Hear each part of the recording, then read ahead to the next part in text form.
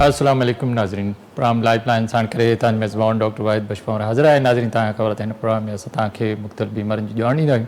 मुख़्तलिफ़ महिमान डॉक्टर असां सां गॾु हूंदा आहिनि। ऐं हिन सीज़न आहे, बरसाति जी मौसम आहे, जिते किथे पाणी बीठो आहे, हर जॻह गंद किचिरो आहे। त अहिड़ी मौसम में कहिड़े क़िस्म जूं विचड़ंदड़ बीमारियूं थी सघनि थियूं, कहिड़े क़िस्म जी इन्फेक्शस डिज़ीज़ थी सघनि थियूं। ऐं उन में मुख़्तलिफ़ बीमारियूं आहिनि, जीअं डायरिया थी सघे थी, मलेरिया थी सघे थी, टाइफाइड थी सघे, ॿियूं खोड़ सारियूं बीमारियूं। अॼु असां कोशिशि कंदासीं तव्हांखे इहा ॼाण ॾियूं त रेनी सीज़न में या बरसाती मौसम में जेके बि इन्फेक्शस या विचड़ंदड़ बीमारियूं थींदियूं आहिनि, उन्हनि खां बची कीअं सघिजे थो, उनजे इलाज जा कहिड़ा तरीक़ा आहिनि, जूं निशानियूं कहिड़ियूं आहिनि, ऐं उन्हनि खे असां कीअं बचाए सघूं था, पंहिंजे रहणी सहणी खे या पंहिंजे खाइण पीअण जी शयुनि खे कीअं इन्हनि जरासीमनि खां असां बचाए सघूं था, इन ते ॻाल्हि ॿोल कंदासीं। ऐं थोरो असां तव्हांखे नैनो टेक्नोलॉजी बारे में ॿुधाईंदासीं त नैनो टेक्नोलॉजी जेका आहे उनजो मेडिकल में कहिड़ो रोल आहे, उन मां डॉक्टर या मेडिकल साइंस जा जेके माण्हू आहिनि उहे कीअं फ़ाइदो वठी सघनि था। इन सिलसिले में अॼु मूंसां गॾु जेको महिमान आहे उहो आहे डॉक्टर ज़हरा जामई, जेके पाण फिज़िशियन बि आहिनि, माइक्रोबायोलॉजिस्ट बि आहिनि। डॉक्टर साहिब खां पुछंदासीं त जॾहिं रेनी सीज़न हूंदी आहे त कहिड़े क़िस्म जी बीमारी थींदियूं आहिनि ऐं उन खां असां कीअं बची सघूं था। अचो त पंहिंजे महिमान सां ॻाल्हि ॿोल जो सिलसिलो शुरू कयूं। अस्सलाम वालेकुम। वालेकुम सलाम। बड़ी मेहरबानी ज़ोरा, आप इधर हमारे पास हैं। ज़रा रेनी सीज़न होती है, माशाल्लाह आप माइक्रोबायोलॉजिस्ट भी हैं और मुख्तलिफ जो हमारे इन्फेक्शस डिजीज़ है उनको भी देखती हैं। जब रेनी सीज़न हो या बरसात की मौसम हो, बहुत सारे हर जगह पानी खड़ा हो जाए, पानी साफ पीने का भी ना मिले और खाने पीने की चीज़ों पे मुख्तलिफ जरासीम आ जाएँ, तो कौन सी किस किस्म के वायरस होते हैं या कौन सी बीमारियाँ बढ़ती हैं?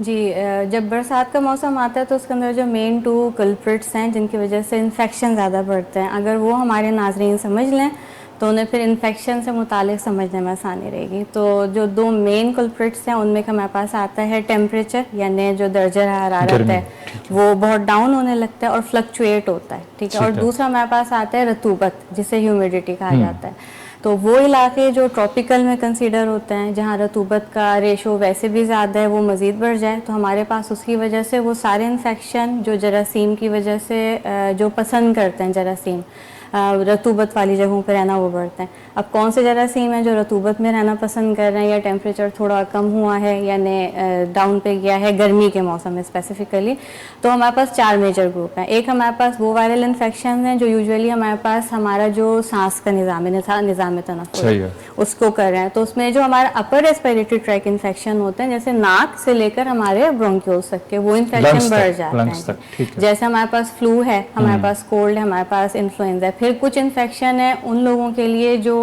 स्पेसिफिक हैं, इम्यूनो कॉम्प्रोमाइज्ड हैं, बूढ़े हैं, उनके अंदर फिर क्या लोअर रेस्पिरेटरी पे चला जाएगा, या फिर छोटे बच्चे हैं जैसे हमारे पास नमूनिया हो जाएगा। तो ये हमारे पास वो हैं वायरसेस के जो हाई ह्यूमिडिटी और लो टेम्परेचर में सर्वाइव कर रहे हैं। दूसरे जो कल्प्रिट हमारे पास आ जाते हैं वो बैक्टीरियल इन्फेक्शन होते हैं, वो जरासीम जो वायरस से थोड़े बड़े साइज में होते हैं और वो हमारे पास एंटर यूजुअली किससे होते हैं, मुंह के ज़रिए होते हैं, क्योंकि मुंह हमारा वो ऑर्गन है जो हमारे पूरे सिस्टम को अंदर से कनेक्ट कर रहा है। तो अगर हम मुंह के थ्रू कोई भी ऐसा खाना खा लें जो सेहत के लिए अच्छा नहीं है, तो वो जाके पूरे सिस्टम को ख़राब करता है। और ये भी हमने सुना होगा कि हमारा जो GIT है, जो हमारा गैस्ट्रिक का निज़ाम है, वो हमारा सेकंड ब्रेन होता है बॉडी का।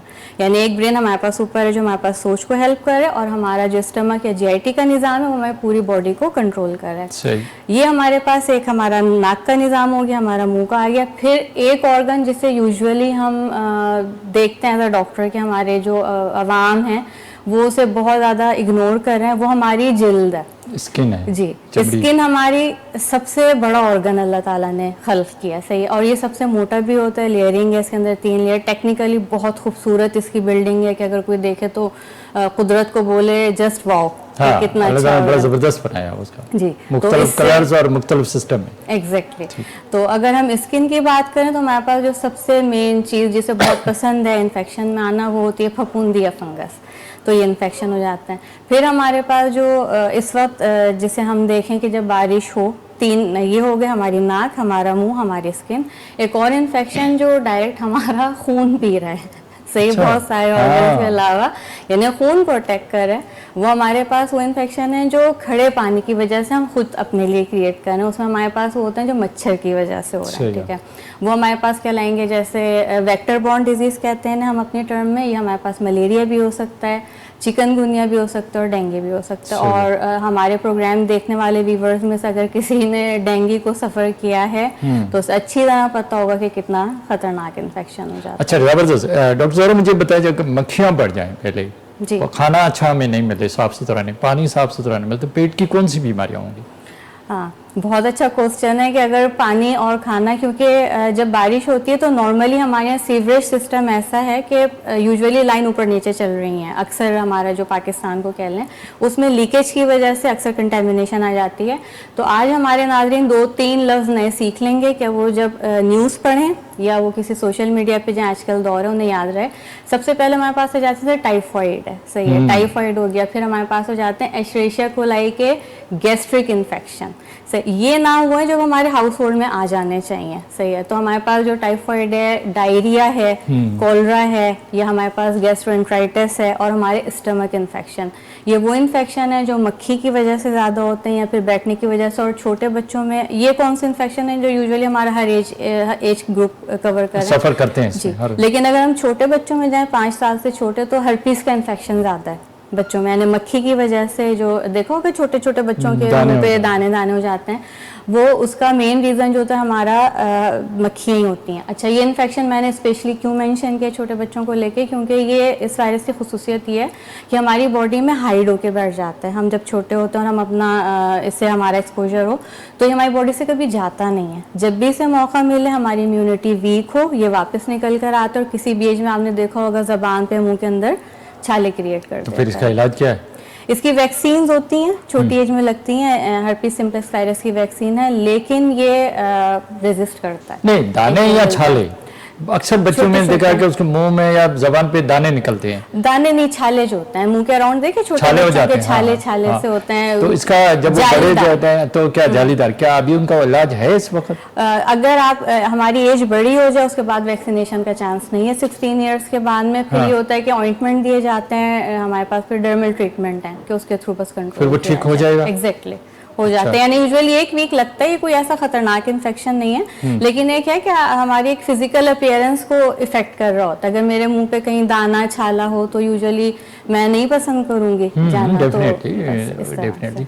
अच्छा, अब डायरिया की जैसे आपने या गैस्ट्राइटिस होती है, तो इसमें क्या इसमें होता है, क्या निशानियां हैं, कैसे लोग आए, हॉस्पिटल कैसे पहुंचे, इलाज कैसे करें, अपने आप को बचाएं कैसे? अच्छा, जब अभी हम जो बीमारियां डिस्कस करेंगे उससे पहले मैं एक छोटा सा एक नोट बता दूं कि अभी जितनी भी बीमारियां हमारे पास इस सीजन में आएंगी, चाहे वो वायरस की हो, चाहे बैक्टीरिया, चाहे फफूंदी यानी फंगस की हो या पैरासाइट की हो, यूजुअली इन इन्फेक्शंस का ये होता है कि 3 दिन का इनका एक पीक पीरियड आता है, यानी जब बीमारी हमारे जिस्म में जाहिर हो गई। एक आता है वो पीरियड जिसमें बीमारी खामोश है, जरासीम हमारे जिस्म के अंदर अपने आप को तादाद को बढ़ा रहे हैं, आबादी बढ़ा रहे हैं, फिर वो अटैक करते हैं। तो वो पीरियड कुछ जरासीम का 3 दिन होता है, कुछ का 1 हफ्ता होता है, और कुछ जरासीम ऐसे हैं जो तकरीबन 10 दिन भी लेते हैं। वो गुजारने के बाद पीरियड जब बीमारी शुरू होती है तो 3 दिन हमारे पास ऐसे हैं कि जिसमें बीमारी अपना पूरे फुल फ्लैश के साथ है। उसमें हमें फीवर भी होगा, हमारी नाक भी बंद हो सकती है, हमें मोशन भी आ सकते हैं। 3 दिन में घबराना नहीं है। अगर इन्फेक्शन कोई भी हुआ है, पेट का हुआ है, हमें मोशन हुए, हमें वॉमिट हुई है, यूजुअली ये रिकवर खुद से हो जाते हैं, सेल्फ गॉन डिजीज है। लेकिन किस कंडीशन में हमें सबसे पहले डॉक्टर के पास भागना है? अगर बच्चे की उम्र 5 साल से कम है या 65 साल से ज़्यादा एज का कोई बुजुर्ग है, अगर उसे शुगर का मर्ज है या उसको एज़मा है, क्योंकि एज़मा के अंदर श्रिंकेज है, ठीक है। तो अगर एज़मा की कोई भी एलर्जी स्किन की है, या इम्यूनो कम्प्रोमाइज पेशेंट है, यानी उसकी इम्यूनिटी किसी भी वजह से डिस्टर्ब है, ऑर्गन ट्रांसप्लांट हुआ है या अल्लाह ना करे HIV पॉजिटिव या एड्स, और उसके अलावा हमारे पास आ जाते हैं ओबेस्ट पर्सन, मोटापे के मरीज हैं या बहुत अंडरवेट हैं। ये कौन से ग्रुप हैं जिनको हर हाल में डॉक्टर के पास जाना है, इन्हें इंतजार नहीं करने 3 दिन।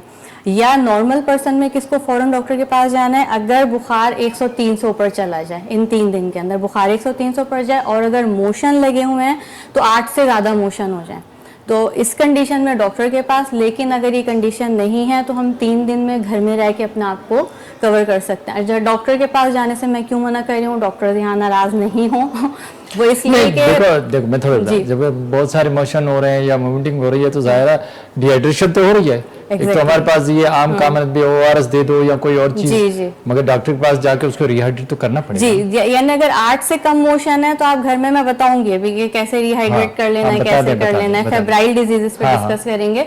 लेकिन अगर इससे पहले ऐसा कुछ है, जैसे 4 मोशन हुए हैं, 6 मोशन हो गए एक दिन में, या फिर वॉमिट हो गई, या फीवर 102 चला गया, 101 है, तो फिर घर में क्यों? क्योंकि इस टाइम में हॉस्पिटल्स हब होते हैं इन्फेक्शंस के।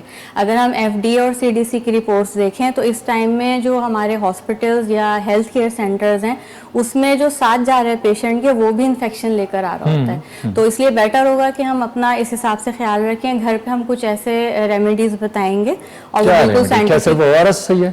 अगर हमारे पास देखना पड़ेगा कि इन्फेक्शन, अगर हमारे पास कोई फेब्राइल डिजीज है यानी हमारा बुखार हो रहा है सही और वो 102 तक जा रहा है, नहीं मैं डायरिया पे बात करें, चलें ठीक है। अगर हमारे पास मोशन की कंडीशन है, डायरिया को अगर हम लेते हैं तो हमारे पास अगर वॉटरी है और उसके अंदर म्यूकस नहीं है, लेस नहीं आ रहा है, यानी वो चिपचिपा नहीं है और आसानी से निकल रहा है, लेकिन और गैस है, थोड़ी बहुत होता है कि गैस की फॉर्म हो रही है, डायरिया में आ रहा है, तो अगर वो नॉर्मल है, उसका रंग भी बदला नहीं है, पीले रंग का या हल्का सा हरे की तरफ है, तो 3 दिन में ठीक हो जाएगा। उसमें सिर्फ हमने घर में ORS पीना, और ORS के लिए बता दूं कि घर की रेसिपी भी बन सकती है ORS की। उसे लाजमी नहीं कि हम दुकान से फ्लेवर, क्यों फ्लेवर वाले में शुगर कंटेंट मैंने देखा है बहुत ज़्यादा है, और फ्लेवर डाल के उसे सैकरिन से बनाते हैं।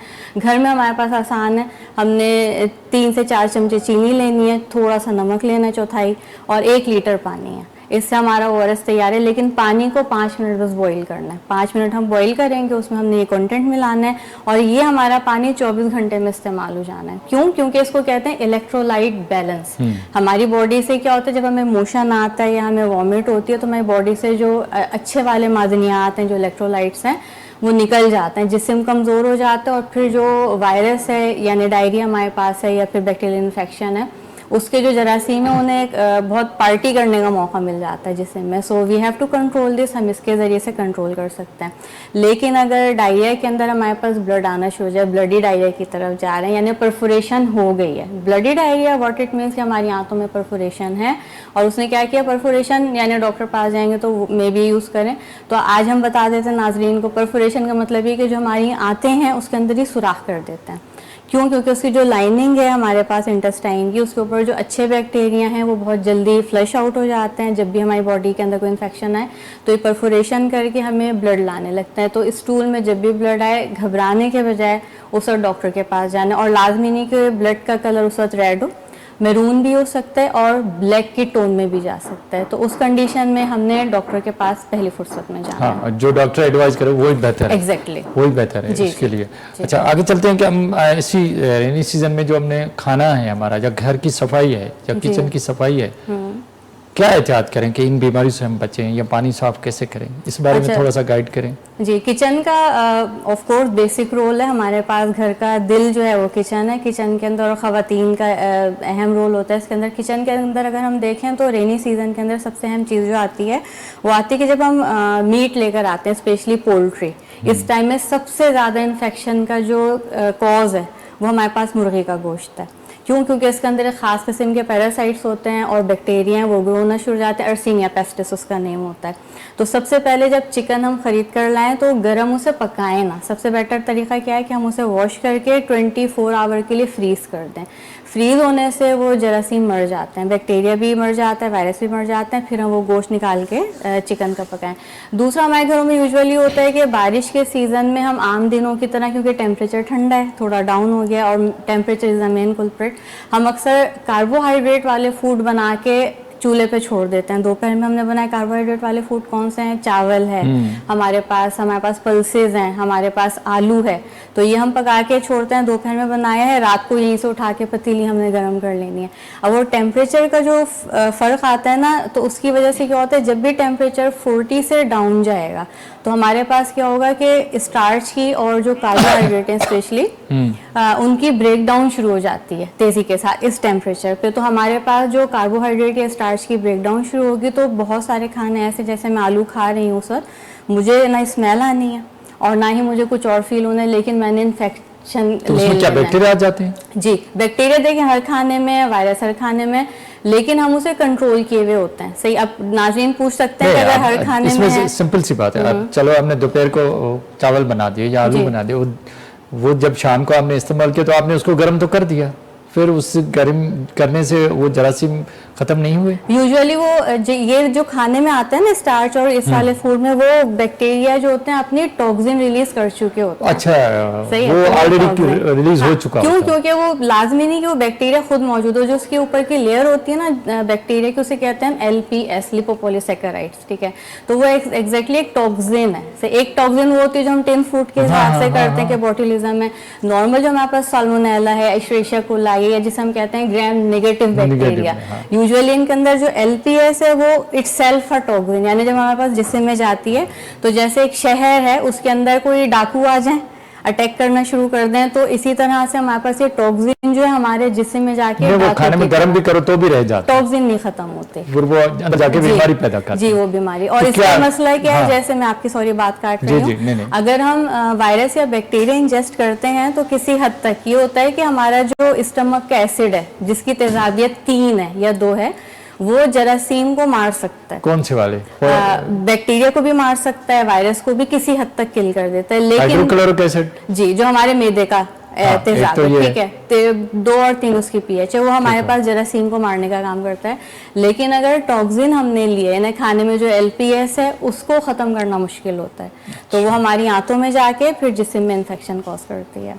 काज करती है। तो इसलिए मतलब इस सीजन में ताज़ा खाना इस्तेमाल करें, ताज़ा खाना इस्तेमाल करें, सब्जियां धो के इस्तेमाल करें, क्योंकि सब्जियों में हमारे पास जो इन्फेक्शन का चांस होता है यूजुअली रेनी सीजन के अंदर, उसमें यह है कि जब हमारे पास बारिश होती है तो हमारी जो सब्जियां हैं या दूसरे पौधे हैं, पानी ऑफ कोर्स दिया है, उसके साथ जो मिट्टी लगी हुई है, मिट्टी में होते हैं छोटे छोटे अंडे जरासीम के, जैसे बैक्टीरिया के, उसे हमारी ज़बान में स्पोर कहा जाता है, तो वो जर्मिनेट करने लगते हैं। नॉर्मल क्या है, आम दिनों में जैसे गर्मी का सीज़न, सर्दी का सीज़न, वो अंडे जो होते हैं सोए हुए होते हैं, जैसे ही हमने हल्की सी धोई वो अंडे बह गए, या खाने में भी डाली वो इनएक्टिव।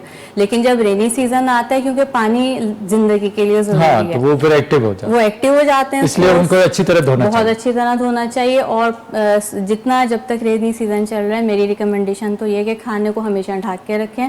20-20 रुपए की जालियां आसानी से हमें मिलती है। मतलब कुकिंग भी अच्छी होनी चाहिए, कुकिंग का टाइम भी, यानी पहले जो सब्जी एग्जैक्टली जो सब्जी वगैरह लेकर उसे ढक कर रखें। कोशिश ये करें कि जो कार्बोहाइड्रेट या स्टार्च वाले फूड हैं, जैसे चावल है, पास्ता है या आलू हैं, जो ज़मीन के नीचे ग्रो हुए फल हैं या सब्जियां, उन्हें हम एक वक्त अगर इस्तेमाल किया है तो फ़ौरन उसे रेफ्रिजरेट कर दें, फ्रिज में रख दें 4 डिग्री सेंटीग्रेड पे, यानी जो हमारे फ्रिज में यूजुअली नीचे वाला पोर्शन होता है, तो 4 डिग्री टेम्परेचर वो है जिस पे ग्रोथ इनकी रुक जाती है जरासीम की, ठीक है। लेकिन अगर हमने खाना ऐसा है पकाने के टाइम की जैसे आप बात करें, तो ओवर कुकिंग के अंदर ये होता है कि हमारी न्यूट्रिशन लॉस का भी चांस है। तो बेहतर ये कि टाइम तो although we have to sustain the same time, the standard time we use to cook the food, लेकिन ये कि उससे पहले की तैयारी। अच्छा, जो फ्रूट इस सीजन में आ रहे हैं उनको कैसे साफ सुथरा रखा जाए, या वो ठीक है, उनमें कोई जरासीम नहीं है? फ्रूट्स के अंदर भी ऑफ कोर्स होते हैं, लेकिन आपने नोट किया होगा कि रेनी सीजन में जितने फ्रूट कुदरत ने बनाए हैं उन सब की जो स्किन है वो थिक है, ठीक है। जो फ्रूट आप उठा के देखें, ये कुदरत का निजाम है, कोई किसी ऐसे फ्रूट की स्किन नहीं है जो आपको पतली इस वक्त नजर आए। मतलब ऐसा कोई ओपन फ्रूट नहीं है? नहीं, जैसे कोई केला है या सेब है, सबकी अपनी स्किन है, मोटी स्किन होती है, तो उसको अगर हम नॉर्मल पानी से भी धोएंगे तो उसमें नहीं आएगा। और केमिकल्स को मैं वैसे भी अवॉइड करने के ही कहती हूँ, यानी मैं मेरी जब भी किसी से बात हो तो मैं केमिकल्स के हक में नहीं, ऑल्दो मार्केट में बहुत सारे केमिकल्स हैं जो सब्जियों को धोने के लिए इस्तेमाल होते हैं। साफ सुथरे पानी, साफ सुथरा बस पानी हो, उससे अच्छी तरह से बस आंखों से जैसे एक विजुअल्स होता है कि हमने उसे अच्छी तरह देख लिया कि वो साफ हो गया। जब पानी हम बॉयल करते हैं, अक्सर हम डॉक्टर कहते हैं कि भाई पानी जो है ना वो आप गर्म करके इस्तेमाल करें, बॉयल करके करते हैं, ज़ाहिर हर जगह मिनरल वाटर तो नहीं मिलता, तो क्या बॉयल करके जो हम रखते हैं उसमें भी जरासीम आ सकते हैं, बैक्टीरिया आ सकते हैं? उसका कैसे? जी, अगर हमने पहले तो बॉईल करने का तरीका हमें समझना होगा कि पानी जब भी हम बॉईल करें, जितना भी हमारा बड़ा पॉट हो, जब हमने उसे चूल्हे पे रखा है तो टाइम 5 मिनट हमने उसे लाजमी बॉईल करना है, 3 से 5 मिनट स्टैंडर्ड टाइम है, इससे कम नहीं करना, इससे ज़्यादा नहीं करना, ठीक है। ये जो हमारा टाइम है 3 से 5 मिनट कब शुरू होगा, जब पहला उबाल आ जाए। जैसे ही पहला उबाल आए तो हमने टाइम नोट करना है कि 3 मिनट हो गए तो बंद करना है, या हमें बहुत एहतियात है तो 5 मिनट। इससे कम करेंगे तो जरासीम नहीं मरेंगे, इससे ज़्यादा करेंगे तो हमारे पास न्यूट्रिएंट का लॉस है पानी के अंदर से, फिर पानी की पीएच डिस्टर्ब हो जाती है, उसकी इलेक्ट्रोलाइट डिस्टर्ब है, फिर हमारे काम का नहीं रहता। अच्छा, अब जब हमने पानी को बॉईल कर लिया, इसमें जरासीम कहाँ से आ सकते हैं? फॉर एग्जांपल मैं खड़ी हूँ, मैंने उसमें सांस ले ली, मैं या वो जो निकाल रही बर्तन हूँ, जिसमें रखते हैं वो साफ नहीं हो, जी वो साफ नहीं हो, ठीक है। अब हमने बॉटल है वो भरनी है, वो हमारे पास क्लीन नहीं है, मैंने निकालते टाइम जो मग है मेरे पास वो मैंने नॉर्मल पानी का धुला हुआ है, तो इसकी एहतियात करने की कोई ऐसी चीज़ लें जो हमने अच्छी तरह से धोई हुई हो और एक ही चीज़ डालें उसके अंदर, यानी जब हमें पतीली में से किसी चीज़ में से निकालना, और बॉटल्स हमारे पास धुली होनी चाहिए। और बॉटल्स के हवाले से बताऊं कि यूजुअली हम BPA फ्री तो ले लेते हैं बॉटल महंगी वाली, लेकिन हम उसमें जो लेस होता है ना वो हम नहीं, वो लेस जो बोतलों में बनता है वो बायोफिल्म होती है एक्चुअली, यानी जो जरासीम है उनकी कॉलोनीज हैं, वो उनकी सोसाइटीज़ हैं, बहुत छोटी होती हैं और लेयर ऐसी होती है स्लिपरी, कभी हमने नोट किया होगा। अच्छा, बॉटल्स में कुछ डिज़ाइनदार बॉटल्स ऐसी हैं जिनमें ब्रश भी एक्सेस नहीं कर पाता, तो ख़वातीन से रिक्वेस्ट है कि बहुत खूबसूरत बॉटल के ऊपर ना जाएं, प्लेन जितनी सादा डिज़ाइन की बॉटल, उसको साफ करने में आसानी रहेगी, आसानी, तो मैंने बोतल को भी आसानी से, जी। मतलब जब पानी बॉईल करके इस्तेमाल करें तो हम जरासीम वाली बीमारी को रोक सकते हैं। जी बिल्कुल, पानी बॉईल करके इस्तेमाल करें, और जिस बोतलों में हम रख रहे हैं वो हमारी अंदर से अच्छी तरह साफ धुली हुई होनी चाहिए। ज़बरदस्त। डॉक्टर ज़हरा, आपसे बातों का सिलसिला जारी, वक्त हुआ छोटे वक्फे का। नाज़रीन वठूं था हिकिड़ो नंढो वक़्फ़ो।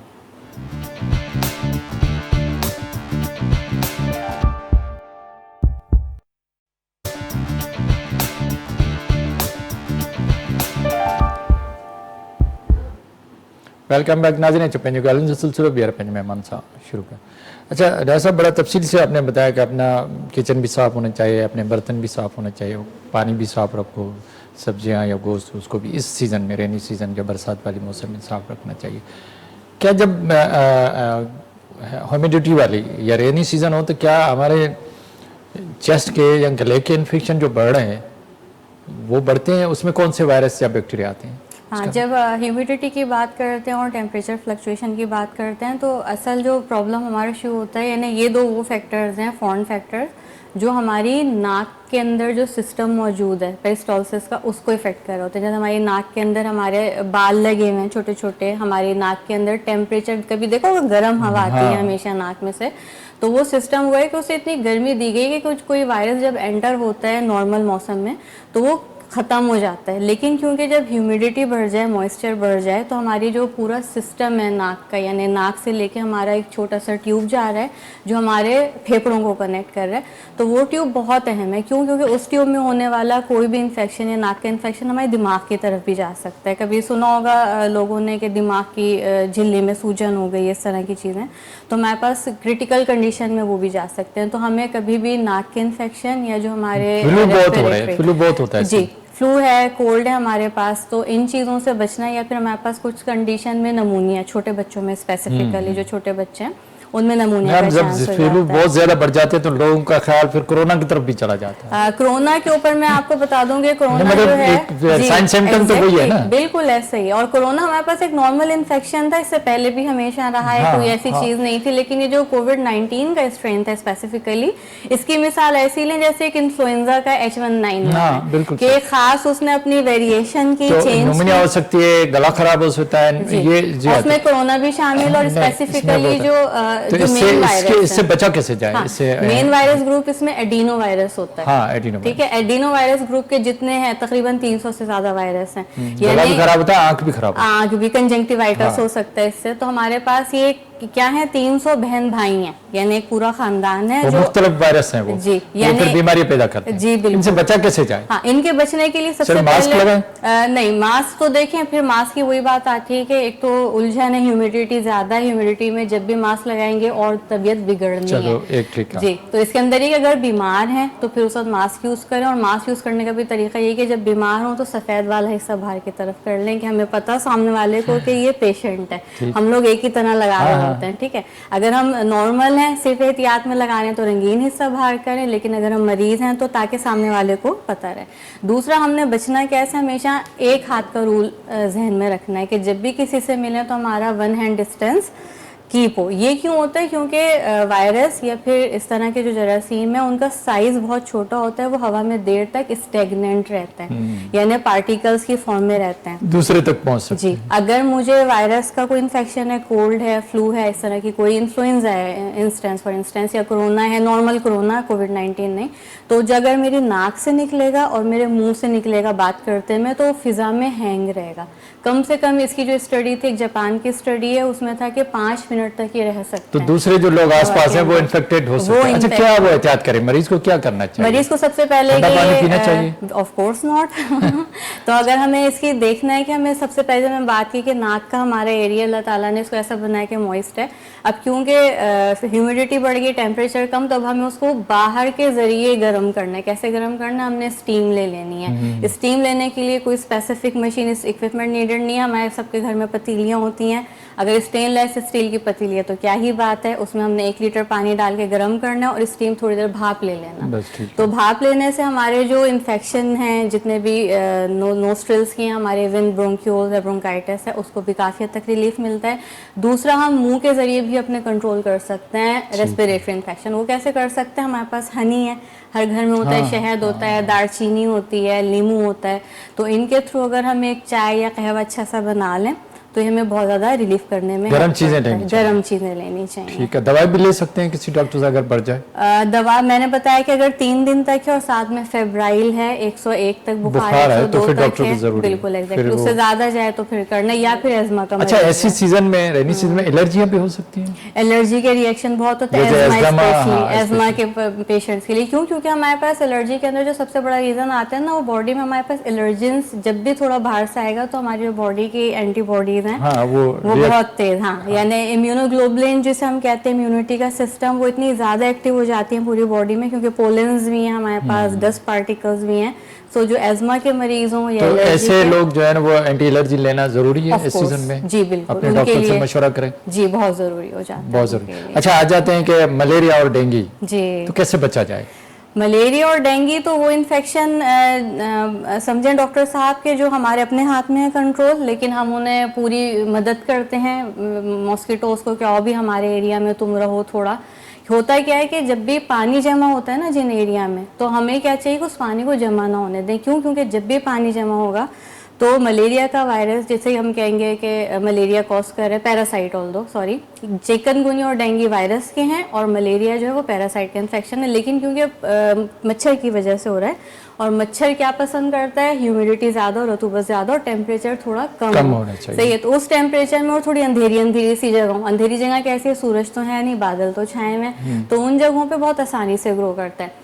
मलेरिया अगर हो गया तो मलेरिया तो पैरासाइट का इन्फेक्शन है, ये हमारे पास खतरनाक हो सकता है। दूसरा जो जिसे कहेंगे ज़्यादा क्रिटिकली, एज अ डॉक्टर आपको ज़्यादा अंदाजा होगा, डेंगू बहुत खतरनाक है। क्योंकि इसके अंदर मलेरिया का इलाज है, अगर वो डॉक्टर के पास पहुंच जाए तो इलाज तो अच्छा है हमारे पास। और डेंगू का ये कि डेंगू का सबसे जो खतरनाक है कि वो हेमरेज की तरफ जा सकता है, तो हेमरेज बहुत खतरनाक होता है। अदरवाइज अगर हम चिकनगुनिया और डेंगू को देखें तो ये बस जॉइंट पेन और जो बोन पेन है, इसकी वजह से ज्यादा हाई ग्रेड फीवर में भी आता है जी, ब्रोकन, इसकी वजह से एग्जैक्टली इसकी वजह से हो जाता है। अच्छा, इसका मच्छर का मैं बता दूं कि ये हमारे घरों में भी ग्रो करता है। ये जो मच्छर है वो हमारे घरों में भी, और डेंगू मच्छर और जो चिकनगुनिया का मच्छर है, आइडिस जिसे कहते हैं मच्छर, इसे कहते हैं दिन का मच्छर, ये दिन में काटता है और चितकबरा होता है, इसी वजह से इसको टाइगर मॉस्किटो कहा जाता है। तो हमें इसे पहचानना आसान है कि अगर हमें कोई ऐसा घर में मच्छर दिखे, इसको कहते हैं, ये बड़ा दिन को भी हमारे घरों में कमरों में मौजूद है। तो अगर हमें कहीं नजर आए ना चितकबरा मच्छर, तो हमें उससे बचना है। नेट बहुत सस्ती मिलती है, 80 रुपए। दिन को तो हम, जैसे अभी यहाँ बैठे हैं, तो हम दिन को तो मॉस्किटो नहीं इस्तेमाल करते यूजुअली। मैंने क्या, हमारे घरों में क्या होता है, जो मेन जगह मैं बता दूं इन मॉस्किटोज की कौन सी होती है, सोफों के पीछे जहाँ हम झाड़ू नहीं मारते, और दूसरा जो फ्रिज के नीचे ट्रे होती है जिसमें पानी जमा रहता है वो, और फिर पौधों के नीचे हमने अक्सर देखा होगा कि जो हम प्लेट रखते हैं पानी एक्स्ट्रा जमा करने के लिए, इनकी टारगेट प्लेसेस हैं। तो हमने अगर दिन के मच्छर से बचना है यानी डेंगू से चिकनगुनिया और बचना है। डेंगू से बचना है तो हमें चितकबरे मच्छर पे नजर रखनी है। और हमारे पास अगर हमें मलेरिया से बचना है तो काले रंग का होता है रात पूरा, वाले मच्छर ये रात का मच्छर है। ठीक तो है, उसके लिए जबरदस्त हमें आपने नेट बताया। लगाना है। अच्छा डॉक्टर साहब, जितनी भी आपने इन्फेक्शियस डिजीज का आपने जिक्र किया शुरू से, क्या इन सबका इलाज मौजूद है? नहीं, ऑफ कोर्स सबका नहीं है। कुछ ऐसी इन्फेक्शंस हैं जो अभी तक नहीं, जैसे हमारे पास चिकनगुनिया है, डेंगू है, इसका कोई ट्रीटमेंट स्पेसिफिक टारगेटेड नहीं है। मगर उसको सपोर्ट तो कर रहे हैं। सपोर्टिव Support तो ट्रीटमेंट्स हैं, ठीक of कर रहे हैं। course, बाकी support तकरीबन है। 90% सबका है, Exactly, हाँ। सबका मौजूद है मौजूद इलाज है, है, लोग ठीक हो रहे हैं, ऐसी जी, बात नहीं है कि बिल्कुल। नहीं हो रहे। डेंगू में बहुत सारे लोग ठीक हुए हैं। नहीं, वो ठीक तो हो जाते हैं क्योंकि साइंस ही, हमें साइंस का थैंक्स करना चाहिए। दिन रात मेहनत हो रही है, हाँ, रिसर्च साइंस हो पे रही बड़ा है, काम हो रहा है। लेकिन इलाज से बेहतर है एहतियात। हाँ, कि अगर हम एहतियात समझ के करें। एहतियात कर लें तो ये बेहतर नहीं है कि हम अपने इम्यून सिस्टम क्या को एहतियात बचा करें? लें। चलो 2-4 एहतियात बता दो रेनी सीजन की। दो चार एहतियातें रेनी सीजन में ये हो जाएंगी कि सबसे पहले उबला हुआ पानी इस्तेमाल करें। दूसरा, ये पकौड़ों का और इनका मौसम है, दिल चाहता है, बिल्कुल मेरा भी दिल चाहता है खाने को, लेकिन इसके अंदर ये, क्योंकि ये पकौड़े और इस तरह के जो फ्राइड फूड हैं इनके अंदर ट्रांस फैट हाई होती है। और जब भी हम ट्रांस फैट खाते हैं तो हमारी बॉडी में इन्फ्लेमेशन बढ़ता है, यानी अंदरूनी सूजन। किसकी सूजन? जो हमारे खली हैं सेल की। तो क्या करें, पकौड़े ज़रूर खाएं, मैं नहीं रोक रही, और इस तरह की फ्राइड फूड खाइए, लेकिन क्या करें उसके तकरीबन 2 घंटे बाद कोई भी, जैसे ऑरेंज जूस है, किसी भी, संतरा है, मौसमी है, इस तरह का जो भी फ्रूट जो इस रंग में है यानी पीला या ऑरेंज रंग में, उसका जूस पी लें तो 2 घंटे के वो फिर वो बाद। नहीं होगा। क्यों? क्योंकि विटामिन सी में एंटी इन्फ्लामेटरी प्रॉपर्टीज होती हैं। तो हमारे पास जो हमने इन्फ्लामेशन कर लिया पकौड़ा और ट्रांस फैट खा के, सो वो उसको हमारे पास असिस्ट करके हेल्प करता है। तो सप्लीमेंट भी ले सकते हैं विटामिन सी का? सप्लीमेंट भी ले सकते हैं, लेकिन ये कि अगर जूस पी लेंगे उसके अंदर हमारे पास और एनर्जी आ जाएगी। फाइबर है, हाँ, उस फाइबर फाइबर है एनर्जी ना, आ तो जाएगी। फाइबर ये है कि हमारे इंटेस्टाइन के अंदर कहीं उसने अपनी बायो अच्छा, आप कह रहे हैं पानी साफ होना चाहिए, खाना साफ होना चाहिए, सफाई होनी साफ चाहिए, होना अपने चाहिए। गंदे पानी से दूर होना चाहिए, गंदे पानी नहीं खराब होना, ये एहतियात जरूरी है। स्टेगनेंट वाटर नहीं जमा होने दें, घर में जाली लगा लें, जाली सस्ती मच्छर मिलती नहीं है, आना वो चाहिए खरीद अंदर के घर में, लगाएं। हाँ। दूसरा, खाना जैसे हमने दोपहर में पकाया है उसे पहली फुर्सत में खत्म कर फ्रिज दें में और रख दूसरा दें। शाम को और हाँ, ताज़ा या पकाएं। पका ठीक लें या है, फिर आ फ्रिज जाते हैं में थोड़ा रखें। Nano technology. नैनो टेक्नोलॉजी है क्या? थोड़ा सा मेरे नाज़रीन को बताइए। अच्छा, नैनो टेक्नोलॉजी को अगर हम डिस्कस करना चाहें तो इसके नाम से बहुत डर लगता था शुरू में, जब ये नई नई आई थी, क्योंकि इसे आए हुए तकरीबन 30 साल हुए। इससे पहले इसका कोई तस्वुर नहीं था, ये कॉइन की गई है टर्म। नैनो का मतलब होता है, जैसे हम छोटे से कहते हैं मीटर, किलोमीटर, माइल, तो इस तरह सब एक बहुत छोटा यूनिट है जो हमारे पास कहलाता है 1,00,000 ऑफ मीटर, यानी बहुत ही छोटा। ये इतना छोटा होता है जैसे एक नैनो के अंदर 7 कार्बन के एटम आ जाएं। अब वो एटम सोचें कि हम नहीं साइज देख के सकते होते उनको। हैं, देख ही नहीं सकते, वो हम नेकेड आई से हमारे लिए पॉसिबल नहीं है। अच्छा, नैनो टेक्नोलॉजी में क्या है कि जब कोई चीज़ बहुत छोटे साइज में आ जाती है, यानी एटम के साइज पर आ जाए, तो उसकी जो प्रॉपर्टीज़ हैं, खुसूसियात हैं, वो बिल्कुल बदल जाती हैं। एक कार्बन का एक बड़ा सा एक वो ले लें टुकड़ा, उसकी जो खुसूसियत होगी वो डिफरेंट होगी, अलग होगी, लेकिन वही कार्बन अगर नैनो ट्यूब की फॉर्म में है तो उसकी प्रॉपर्टीज़ या खुसूसियात बिल्कुल अलग हो जाती हैं। तो नैनो टेक्नोलॉजी में क्या है कि हमारे पास बहुत छोटे लेवल पर कम से कम मटेरियल में कोई ऐसी चीज़ बनाना जो हमारा ज़िंदगी को आसान कर सके। अगर वो मतलब आप समझते हैं साइंस में ये बड़ा अच्छी चीज़ है? बिल्कुल। अच्छा, मेडिकल में इसकी क्या अहमियत है? मेडिकल के अगर अकॉर्डिंग हम देखें तो हमारे पास 3 मेजर ग्रुप आ जाते हैं नैनो टेक्नोलॉजी के अंदर, जो इस वक्त फिलहाल हमारे पास रिसर्च में बहुत हॉट टॉपिक कंसीडर हो रहे हैं। इसके अंदर रिसर्च अच्छी खासी जा रही है। उनमें हमारे पास एक आता है डायग्नोस्टिक किट्स हैं, कि हम कहीं होता है कि हम मरीज हुए हैं और डॉक्टर ने बोला खून का टेस्ट करा लें, थूक का टेस्ट करा लें, पेशाब का टेस्ट है, तो कभी डॉक्टर जाते हैं लैब, तो डॉक्टर के वहाँ पे लैब वाले कहते हैं कि 2 दिन बाद आइएगा, 1 दिन बाद रिजल्ट। डायग्नोस्टिक किट्स के अंदर क्या होता है कि वो नैनो की बेस पर हैं, तो हमारे पास रैपिड रिएक्शन देने वाले किट्स हैं। एंटीजन एंटीबॉडी रिएक्शन हुआ है, वो हमारे पास जो रिजल्ट 2 से 3 दिन में था, उसका टाइम कट होके 20 से 30 मिनट के अंदर हो सकता है। और इसके अलावा इनकी स्पेसिफिसिटी बढ़ रही है, ठीक है, यानी इनका एक जो सेंसिटिविटी और स्पेसिफिसिटी यानी फॉल्स नेगेटिव का चांस खत्म हो जाएगा इसके अंदर डायग्नोस्टिक में। दूसरा हमारे पास जो में आ जाता है वो हमारे पास होता है targeted delivery of drug. Target यानी बिल्कुल सही सेंटर में मारना, डिलीवर यानी कोई चीज़ जा रही है ट्रांसपोर्ट के लिए, जैसे गाड़ी है मेरे पास, ठीक है, हम गाड़ी में बैठे हैं, तो जो गाड़ी है वो नैनो की बनी हुई है, यानी कार्बन या कोई ऐसा मटेरियल है, उसके अंदर जो ड्राइवर और लोग हैं वो क्या है, वो मेरी दवा है।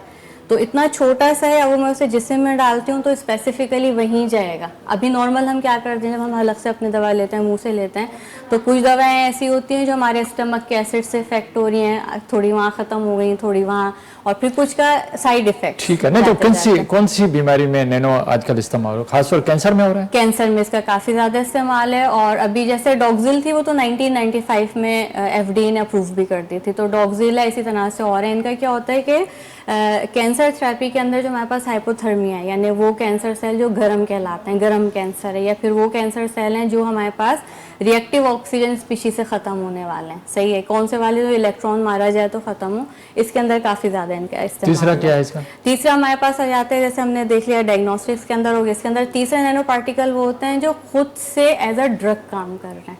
अच्छा। यानी खुद से जरासीम को मारे। फॉर एग्जाम्पल हमारे पास सिल्वर नैनो पार्टिकल्स हैं, तो सिल्वर नैनो पार्टिकल की बहुत प्रूफ रिजल्ट है। इवन अगर कोई हमारे नाज़रीन में से इंटरेस्टेड हो तो वो फ्रंटियर्स का जर्नल है, उसका 30 मई का एक आर्टिकल है, तो अगर चाहें तो वो पढ़ सकते नहीं हैं। तो वो किस चीज़ के लिए, कौन सी बीमारी पे डायरेक्ट जाता है?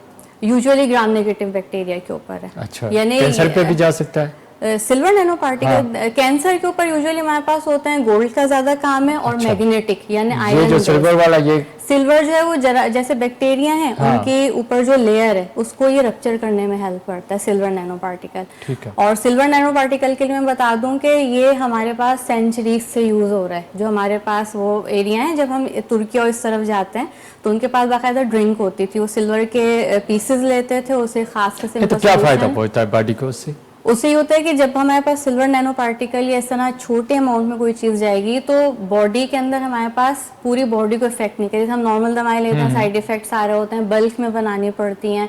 नैनो मेडिसिन के अंदर ये कि अमाउंट थोड़ा हो जाता है, बहुत छोटे में, और फिर टारगेट जहाँ जरूरत है वहाँ जाता है। इसलिए मतलब ये चीज़ है, नैनो में फायदे हैं, आगे चल के और फायदे हो सकते हैं। अभी देखिए, जैसे मैं स्कैनिंग की बात करूं, डायग्नोस्टिक की मैंने बात की, एक मैंने किट की बात की, फिर हमारे पास MRI है, पेट स्कैन है, CT स्कैन है, इनके अंदर हमारे पास इस्तेमाल है। स्पेशली मैं बताऊंगी गोल्ड और इस तरह के जो पार्टिकल होते हैं, मैग्नेटिक या क्वांटम डॉट्स, ये हमारे पास स्कैनिंग में क्या है, पहले जो तस्वीर डॉक्टर के लिए मुश्किल होती थी पहचानना, अब वो डॉट्स इतने शार्प इमेज बनाते हैं, उसमें भी इसकी मदद है जी। लेकिन अभी जो मैंने आपसे बताया है कि टारगेटेड डिलीवरी, तो फिलहाल हमारे पास जो रिसर्च मौजूद है वो सिर्फ लिपोसोम के अंदर है। ठीक है, सही, यानी लिपोसोम एक लिपिड के नैनो पार्टिकल्स हैं या पॉलीमर जिसे कह लें। अभी इसके ऊपर यानी बिल्कुल इनिशियल है, अगर कोई इंटरेस्टेड है। आर्टिफिशियल इंटेलिजेंस या नैनो का आपस में कोई रिलेशन? वो फिर डीप मशीन लर्निंग की तरफ जाएंगे हम। अगर AI के ऊपर हम बात करें तो डीप पे चला जाए। ओके, जबरदस्त। क्या डॉक्टर साहब, बड़ा जबरदस्त आपने नॉलेज दी कि हमें रेनी सीजन में कैसे बचना चाहिए। आपका मैसेज अपने लोगों के लिए, पैगाम? रेनी सीजन के अंदर जितना ज़्यादा हम अपना ख्याल रख के और चीज़ों को, अपनी हेल्थ को सस्टेन कर सकते हैं, तो हम कम से कम प्रेशर डालेंगे मुल्क के हेल्थ के सिस्टम के ऊपर। बड़ी मेहरबानी डॉक्टर ज़ोहरा, आप हमारे पास है। नाज़रीन, असांजे मौजूद मेहमान डॉक्टर ज़ोहरा असां सां गॾु ॾाढी ज़बरदस्त ॼाण ॾिनी। जॾहिं बरसाती मौसम हुजे त पंहिंजे खाइण पीअण जी शयुनि जी हिफ़ाज़त कयो, पाणी गरम करे बॉइल करे इस्तेमालु करियो, खाधे खे साफ़ु सुथिरो रखो। जेकॾहिं का नंढी वॾी बीमारी आहे त फ़ौरन पंहिंजे डॉक्टर खे ॾे वञो ऐं उनखां दवा वठो। सफ़ाई हूंदी त असां इन्हनि बीमारियुनि खां बची सघूं था। इन ते प्रोग्राम लाइफ लाइन जो वक़्तु पूरो थियो।